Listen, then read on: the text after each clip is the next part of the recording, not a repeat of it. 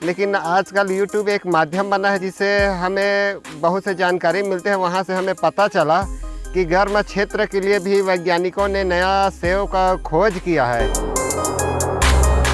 प्रति एकड़ 1.5 से पौने 2 लाख रुपए का आमदनी हो जाता है। नमस्कार किसान भाई और मेरे साथियों, अतुल्य कृषि में आप सभी का स्वागत है। किसान भाइयों, यहाँ पर आप देख पा रहे हैं ये जो है हमारी सेब के फल है, लेकिन ये हमारा इन्वेस्टमेंट है जो कि लॉन्ग टर्म में हमको रिटर्न देकर के जाने वाला है। उसके बाद फिर यहाँ इंटरक्रॉपिंग में आप देख पा रहे हैं यहाँ पर गोभी है और यहाँ पर आपको देखने को मिलेगा स्ट्रॉबेरी है। तो इस तरह से हम बात करने वाले हैं कि यदि हम जो है इस तरह से उद्यानिकी फसल जो होती है, जो हमारी 1-2 साल बाद हमको रिटर्न देकर के जाती है, उसकी खेती करते हैं तो उसके साथ हम इंटरक्रॉपिंग में किस तरह से आउटपुट ले पाते हैं। और साथ ही हम बात करेंगे कि हम छोटे से एरिया में, जैसे कि ये काफ़ी छोटा सा एरिया है लेकिन यहाँ पर इतने सारे क्रॉप देखने को मिलेंगे, तो उस तरह से हम जो छोटे से एरिया से ज़्यादा से ज़्यादा इनकम किस तरह से ले पाते हैं, उसके ऊपर आज की हमारी ये वीडियो होने वाली है। और वीडियो खास इस तरह से होने वाली है कि ये सारी चीज़ें आप देख पा रहे हैं ये पूरी ऑर्गेनिक तरीके से मेंटेन की जा रही है, ऑर्गेनिक फार्मिंग यहाँ पर की जा रही है। तो बने रहिए वीडियो में हम पूरी इसके बारे में जानकारी आप लोगों को देंगे। हमारे जो सामने नए दर्शक हैं उनको अपना परिचय देंगे। नमस्कार, जय जोहार। मैं यदुनंदन प्रसाद वर्मा, डीजे वर्मा जैविक कृषि फार्म, नगर पंचायत मल्हार, बिलासपुर, छत्तीसगढ़ से हूँ जी। तो अभी ये हम सबसे पहले तो आपसे ये जानकारी चाहेंगे कि यहाँ पर जैसे कि आपने मुख्य फसल आपकी सेब है, यहाँ पर हम देख पा रहे हैं, उसके साथ आपने इंटरक्रॉपिंग की हुई है जी। और ये एरिया क्या है आपको उसको पहले बता दीजिए, यहाँ पर कितना एरिया है आपका? ये खेत जो है हमारा 60 डिसमिल का है जी। और उसके बाद भी जैसे केले भी करते थे कि जो पहले वीडियो हमने लेकर के आया था, ये एरिया जैसे 60 डिसमिल का है इनका, तो इसमें वह सेब लगा कर रखे हैं। इंटरक्रॉपिंग में क्या क्या लगाए हैं सर, उसके बारे में बताइए। इंटरक्रॉपिंग में हम इसमें मुख्य रूप से टमाटर और सबसे ज़्यादा फूल गोभी लगाए हैं जी। और अपने दैनिक उपयोग के लिए कई प्रकार के भाजी है, ये सब लगाए हैं जी। तो अभी जैसे कि इंटरक्रॉपिंग में हम किस तरह से आमदनी ले पाते हैं, तो उसके बारे में जानकारी चाहेंगे। उससे पहले हम चाहेंगे कि ये जो सेब फसल है कि ये कब का हुआ है, इसको किस तरह से मेंटेन किया है आपने, इसमें किस तरह से देख रेख की, जिसकी वजह से ये कितने समय का पौधा है और इतना ग्रोथ हमको देखने को मिलकर, उसके बारे में बताएंगे। ये अपना सेब का पौधा जो है जनवरी में यहाँ पर ट्रांसप्लांटिंग हुआ है जी जी। और लगभग ये 10 साढ़े 10 महीना का हुआ है। और इसका जो हम लोग देखभाल जो है एकदम ऑर्गेनिक विधि से कर रहे हैं अपना। बस यही है, ऑर्गेनिक से इसमें हमें बाहर से बाज़ार से कोई चीज़ हम नहीं ला रहे हैं। ला रहे हैं तो केवल गुड़ ही बस ला रहे हैं। गुड़ में क्या है, अपना मित्र जीव है, मित्र फंगस जो बैक्टीरिया है ना, उसमें बढ़ता है, ग्रोथ करता है, केचुआ वगैरह। सेब फसल के बारे में बताइए कि इसका चयन आपने किस तरह से किया, उसके बारे में थोड़ा सा बताएंगे। चयन हम ऐसे किए हैं कि जो ये हमारे क्षेत्र तो गर्म क्षेत्र है जी जी। अभी तक के सुनते आए थे कि गर्म क्षेत्र में सेब नहीं होता है जी। ये ठंडा क्षेत्र में होता है, हिमाचल, जम्मू कश्मीर में ऐसे सुनते आए थे। लेकिन आजकल यूट्यूब एक माध्यम बना है जिससे हमें बहुत से जानकारी मिलते हैं। वहाँ से हमें पता चला कि गर्म क्षेत्र के लिए भी वैज्ञानिकों ने नया सेब का खोज किया है, बनाए हैं पौधा। तो फिर हम उसका चयन किए हैं, तो हम पता किए कि कौन कौन से सेब जो है होता है। तो हमें पता चला कि मुख्य रूप से हरिमन 99 जो है, जो हरिमन शर्मा जो हिमाचल बिलासपुर से है, जो है राष्ट्रपति से सम्मान प्राप्त किया है इस सेब के पीछे, तो हम उसका सेब जो है चयन किए हैं और लगाए हैं। ऐसे तो यहाँ पर 3 वैरायटी का सेब लगाए हैं। एक ये है हरिमन, दूसरा है डोरसेट गोल्डन है और अन्ना है जी। तो यही लगाए हैं। ये जो है अपना 47 डिग्री सेल्सियस से 50 डिग्री सेल्सियस पर हो जाता है, ऐसे बताया गया है। और मैं देखा भी हूँ, मेरे मामा जो है बिर्रा में लगाए हैं, वहाँ फल आ रहा है जी। तो अभी ये फसल आपने कब इसकी ट्रांसप्लांटिंग की थी और ट्रांसप्लांटिंग करते समय क्या ध्यान रखा था और पौधा कितना बड़ा आया था, उसके बारे में शुरू से बताइए सर। इसमें ट्रांसप्लांटिंग हम तो जनवरी में किए हैं जी। और पौधा जो है छोटा सा, ये इतना बड़े, यहाँ आप बता सकते हैं, ये इतना मोटा और इतना बड़ा आया था और बिना मिट्टी, बिना खाद की जी। जैसे हम लोग दतवन बोलते हैं ना, वैसे ही आया था। इसका जड़ था, उसे भी काट दिया गया था। तो हमें बताया गया था कि ऐसे आएगा। तो हम इसको लगाने से 20 दिन पहले यहाँ पर 1 foot by 1 foot by 1 foot का गड्ढा खोद करके तैयार किए थे जी। ऐसे तो कम से कम 1.5 फुट खोदना चाहिए, ऐसे बताते हैं। लेकिन हमारा क्या, मिट्टी एकदम कोमल हो गया है ऑर्गेनिक खेती करते हुए। तो उसमें मिट्टी को 2 तरफ रखा जाता है गड्ढा में। आप देखिए गड्ढा जैसे हम खोद करके भी रखे हैं जी। तो इस तरह से गड्ढे किए हुए थे हाँ, आपने? गड्ढे किए थे। तो उसके बाद फिर जब पौधा आने से 10 दिन पहले हम इसमें खाद वर्मी कंपोस्ट और मिट्टी को डाल करके भर दिए थे। और उसके बाद जिस दिन पौधा आया तो उस दिन सेंटर में हम लोग उसको खोज करके फिर उसमें जीवामृत डाल करके लगाए हैं जी। और अभी इसमें देख पा रहे काफ़ी सारे इसमें शाखाएं निकल रही है, तो ये शाखाएं इसी तरह से निकलती है इसकी काफ़ी घर में, आगे भी चलेंगे देखेंगे देख दो पौधे। जैसे यहाँ पर देख पा रहे इसकी शाखाएं काफ़ी ज़्यादा निकली, तो किस तरह से ग्रोथ करता है ये, इसके बारे में बताएंगे। हाँ, शाखा इसमें बहुत ज़्यादा आता है जी। तो इसका शाखा जो है इसको हटाया जाता है। क्या है, ज़्यादा शाखा होने से चौड़ा फैल जाएगा, फिर चलने फिरने में भी दिक्कत होगा। तो अपने को क्या है, इसको हाइट में ले जाना है तो इसमें प्रूनिंग होता है जी। तो इसमें प्रूनिंग करना पड़ता है। अभी इसमें पतझड़ होगा, अगर पतझड़ नहीं होगा तो इसको पतझड़ कराया जाता है जी। तो पतझड़ कराएंगे। उसके बाद जो अवांछित पौधा है जैसे ये है, इसको काट देंगे।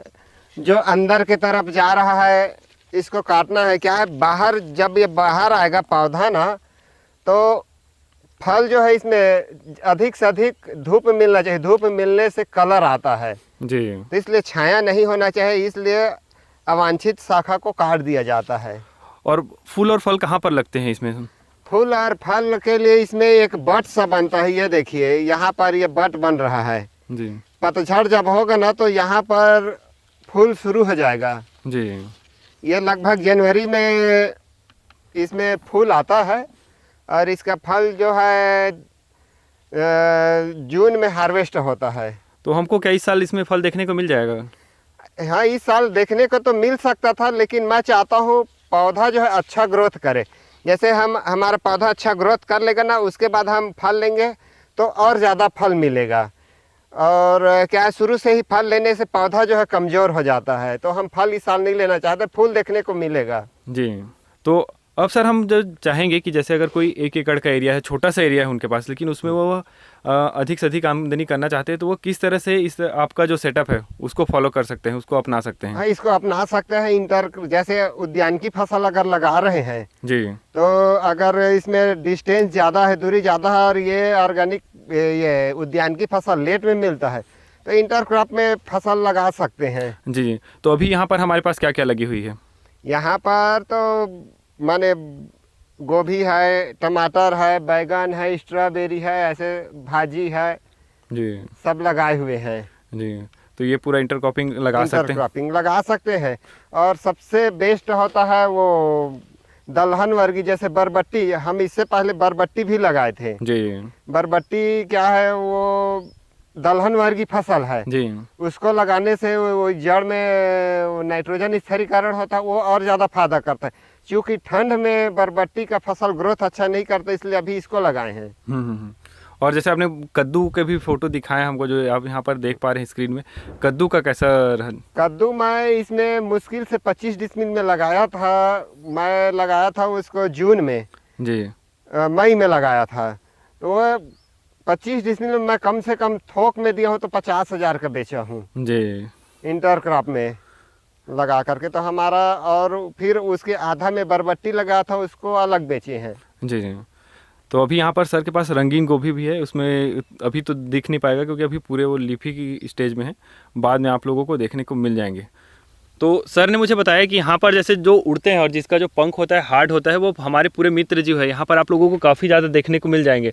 तो उसका फ़ायदा ये है ऑर्गेनिक का कि हमारे जो मित्र जीव है वो हमारे साथ रहते हैं, तो वो जो है हमारे शत्रु कीट होते हैं उसको, हाँ, छोटा छोटा जो शत्रु जीव होता है ना, जैसे माहो मैनी बोलते हैं, हाँ, उसको पूरा खाता है, एफिड एफिड जेसिड को खा देता है। हाँ। जी।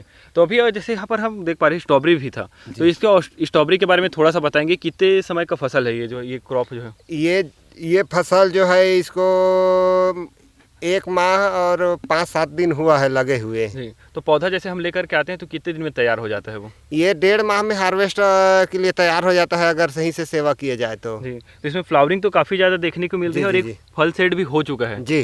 तो इसका साइज़ क्या रहने वाला है? जो इसका साइज ज़्यादा बड़ा नहीं होता है, इतना बड़ा बड़ा होता है, माने अब कहा जाए 50 ग्राम 60 ग्राम का। जी। और इसमें बीमारी और क्या खाद वगैरह किस तरह से दे रहे हैं आप जो है? मैं तो कोई भी खाद एक्स्ट्रा दे ही नहीं रहा हूँ, जो सब पौधा में दे रहा हूँ, जैसे अपना वेस्ट डिकम्पोजर और जीवामृत है, जी। वर्मी कंपोस्ट है, बस यही दे रहा हूँ। जी। और कोई बीमारी देखने को मिली? बीमारी देखने को नहीं मिला है, बस ये जो है टेम्परेचर से प्रभाव पड़ता है। जैसे मैं पहले लगा दिया था, टेम्परेचर अभी बहुत ज़्यादा था, इसलिए पौधा ग्रोथ नहीं कर पाया और छोटे छोटे में फल आ गया। जी। हाँ और जैसे अभी टेम्परेचर अच्छा रहेगा, ठंडी का हाँ, मौसम चलेगा अभी? टेम्परेचर जो है माने अधिकतम जो है 25 से कम ही होना चाहिए। मैं इसको लगाया तो अब अचानक 35 हो गया था। जी। तो उस चीज़ का ध्यान दे 25 करके से जितना कम अधिकतम हो। जी। हाँ। तो अभी सर वीडियो के आखिरी में हम जानना चाहेंगे कि जैसे ये हमने बागवानी फसल लगाई है, अमरूद भी लगाते हैं, कई किसान सेब भी लगाते हैं, तो थोड़ी लंबी फसल हमारी चलती है, तो उस बीच में हम यदि आमदनी करना चाहते हैं तो किस तरह से आमदनी कर लेते हैं? यदि हम गोभी भी लगाते हैं तो उससे हमको कितनी आमदनी हो जाएगी, और जैसे टमाटर भी लगाते हैं, आपने भाजी भी लगाया हुआ है, तो उसका एक हिसाब बता पाएंगे थोड़ा सा? मैं तो अपने तरीक़ा से करता हूँ, तो हर तीसरे चौथे महीने में कम से कम प्रति एकड़ जी 1.5 से पौने 2 लाख रुपए का आमदनी हो जाता है। जी और खर्च तो अब भाई अब हम तो जीरो बजट में कर रहे हैं। जी जो भी है बीज का खर्चा है और थोड़ा बहुत लेबर का। जी। तो जो श्रम लगता है वही इसमें वही लगता है, है, क्योंकि हाँ। इसमें आप जो है निंदाई कुड़ाई खुद हाथ से ही करते जी हैं, जी। मशीन का भी इसमें इस्तेमाल नहीं कोई करते? भी मशीन जोताई कोई चीज़ का करते नहीं है, सब हाथ से ही। गुड़ाई करने में भी कोई दिक्कत नहीं है, बल्कि इसमें पैरा मल्चिंग कर देंगे ना तो फिर और कुछ करना ही, निंदाई गुड़ाई का भी समस्या ख़त्म हो जाता है। जी। तो और 1 एकड़ में जैसे हिसाब लगाए तो हमारी जो ये क्रॉप जो हमने लगा कर रखी मुख्य फसल, वो थोड़ी सी कॉस्टली भी आती होगी आपको? पर जी। प्लांट क्या पड़ा पौधा जो है? ये पर प्लांट 350 रुपये में मैं लाया हूँ। जी। तो ये इस तरह से कॉस्टली भी होता है। हाँ। तो 1 साल में ही इसका हमको रिटर्न मिल जाएगा यदि इंटर क्रॉपिंग के? इंटर क्रॉपिंग में जो पौधा लगा है उससे ज़्यादा इसमें मिल जाता है। जी। हाँ, क्या है, हम 1 से 1.5 लाख रुपए कम से कम, जैसे वो तो बाज़ार के ऊपर डिपेंड करता है, कभी कभी पौने 2 लाख जी का हार्वेस्ट कर लेते हैं। हाँ। सर, हमारे जो सामने दर्शक देख रहे हैं जो ऑर्गेनिक फार्मिंग करना चाहते हैं, फिर उनके पास छोटा सा क्षेत्र है, उसमें लेकर के वो परेशान है कि हमारे पास छोटा क्षेत्र है, उसमें हम क्या करें, तो उनके लिए आप क्या कहना चाहेंगे? उनके लिए मैं यही कहना चाहता हूँ, अगर अधिक आय लेना है तो उद्यानिकी फसल की खेती करें। जी उद्यानिकी में मैं देखा हूँ बहुत लाभ है। जी और क्या है, जैसे लोग अनाज की खेती करें तो अनाज की खेती करने वाले बहुत लोग हैं, तो जिसका बाज़ार में आवक ज़्यादा रहता है तो दाम नहीं मिल पाता। जी और ये भी चयन करना पड़ता है कि अभी किस समय किस फसल का आवक कम होता है। जी। मतलब अलग अलग समय में किसका हाँ, डिमांड तो ज़्यादा है, उस कम है? हिसाब से अगर चयन किया जाए तो अच्छा लाभ मिलता है। और ऑर्गेनिक खेती के बारे में मैं कहना चाहता हूँ, जी अगर किसान पहले बार अगर जैविक खेती शुरू करना चाह रहा है और उससे पहले केमिकल खेती कर रहा है, तो एक ही बार तुरंत केमिकल को बंद न करें। जी मैं वैसे ही किया हूँ। मैं क्या है, 3 साल में धीरे धीरे करके पूर्ण बंद किया हूँ। जी नहीं तो ऐसे होगा कि जैसे उदाहरण दे रहा हूँ, हम गाड़ी 50-60 में चला रहे हैं स्पीड में, और एक ही बार रोकना चाहें तो हमारा बैलेंस बिगड़ेगा और गिर जाएंगे। जी। तो वैसे ही अचानक वो जैविक खेती करेगा, पूरा केमिकल बंद कर देगा ना, तो उसका फसल होगा नहीं, तो फिर वो तो खुद खेती छोड़ देगा और दूसरों को भी मना करेगा। जी इससे अच्छा है कि हर साल 20, 25, 30% कम करके अपना शुरू करे तो क्या बैलेंस बना रहता है। जी फिर मैं तो क्या तीसरे बाद चौथे साल में पूरा ब्रेक कर दिया, उसके बाद मैं डाल ही नहीं रहा हूँ कोई भी केमिकल। जी तो इस तरह ये तरीका है, क्या सिस्टम में जाने से कोई भी काम जो है सही होता है। जी।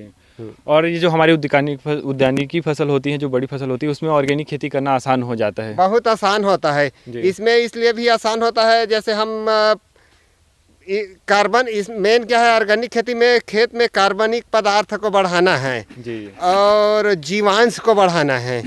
तो जब हम ऑर्गेनिक के लिए ऑर्गेनिक कार्बन बढ़ाने के लिए कचरा का मल्चिंग करते हैं, तो वहाँ पर जीव उत्पन्न होता है, जो मित्र जो है, और वो फिर मरता है। जी। तो उसका जो जीव मरता है तो उसका जो बॉडी है, शरीर है, वही जीवांश कहलाता है। वो जो है बहुत ज़्यादा पोषक तत्व से भरपूर होता है, जिसे पौधा जड़ से ले लेता है। जी तो इसलिए माने ऑर्गेनिक खेती में, उद्यानिकी में बहुत अच्छा है। जी। धन्यवाद सर सारी जानकारियों के लिए। धन्यवाद।